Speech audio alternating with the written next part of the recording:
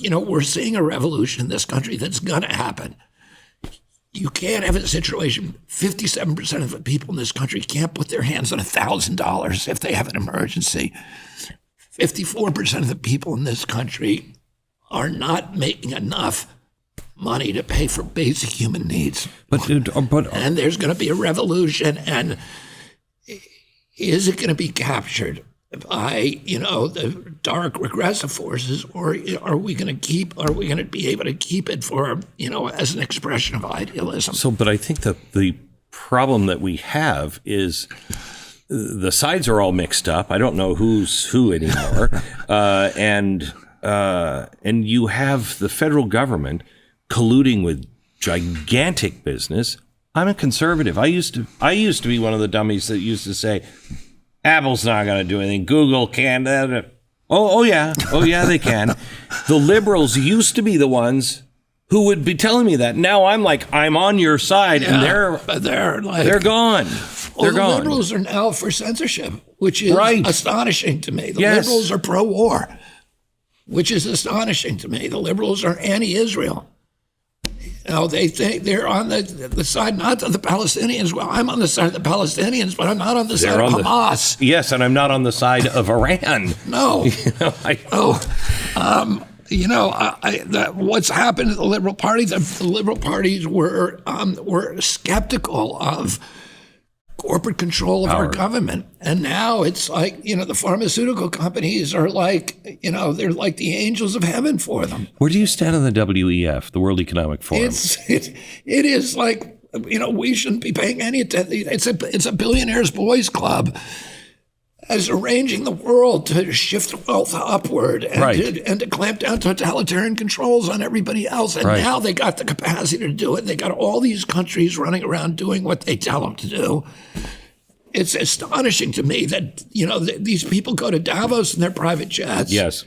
And they're able to tell these world leaders, how to govern us in ways that eradicate our constitutional and civil rights and constantly shifting all that. I mean, during COVID, and I know you're a President Trump fan, but President Trump got rolled by his bureaucrats. Oh, I agree. And he came in saying, I'm a businessman. I'm going to run this place like a business. Right. And he gave the keys to all of our shops and stores and business to Tony Fauci and shut down 3.3 million businesses. Let's talk about this but we shifted $4 trillion of wealth upward. We closed all the little guys. Yeah. And Home Depot was open, and Google, and they're all colluding with each other to censor the people who were like me who were complaining about it. Correct. So I agree with you on that, and I give everybody the benefit of the doubt for a few weeks because we didn't know necessarily what was coming. So good intention, bad intention, I'll give you the benefit of the doubt. But there comes a point to where you're like, oh, wait, you're shutting down the entire economy. And the New York Times wrote about me and saying, when I said, there are people my age, we'll go into work. Let's keep the thing running so our kids aren't put behind. They said I was trying to kill, old people. It's ridiculous. And I'll tell you something about that. But the only kind of well-known person who would talk to me, come on my podcast early in COVID was Kelly Slater, who's the world greatest surfer in the world right now, arguably. And Kelly saw what they were doing. He said, look, there's people in Malibu, people out surfing in the water, okay? And the sheriff is going and giving them $1,000 tickets on the beach and telling them not to come back, but go home. And by that time, we already knew that COVID only spread indoors. The way to stop it was to stay in the sunlight and get healthy. Mm-hmm. They were putting, in Venice, near where I live in California, they went to the skateboard parks, the half pipes, and they threw sand on them so the kids couldn't exercise, because couldn't be outside.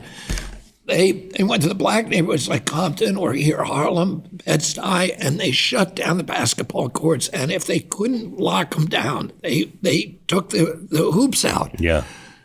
So you're locking all these kids in. The only indicia of poverty that actually, improved during COVID was there were fewer reports on child abuse. And why is that? Because most reports on child abuse happen in the schools, and we closed down the schools. And we locked all those kids in the apartment with their abusers with no meals because they're getting their one hot meal a day from the schools. And, what we did to our kids' development is just criminal. Oh, it is criminal. About half of the kids now are going to need remedial education all the way through high school. We just destroyed this generation. And CDC's, there's a report that came out from Brown University that said there's a 22 IQ point loss among toddlers, 22 IQ points. And CDC's response to that is that a year ago, they rewrote the child milestones. So it used to be that a child would have to walk, that you were normal if you walked at 12 months. They changed that to 18 months. That you would have just lower the bar. You would have 50 words by 18 months. Now they say a year and a half, and so on. So they're trying to normalize what they did to our children, and the whole thing is so criminal and so corrupt.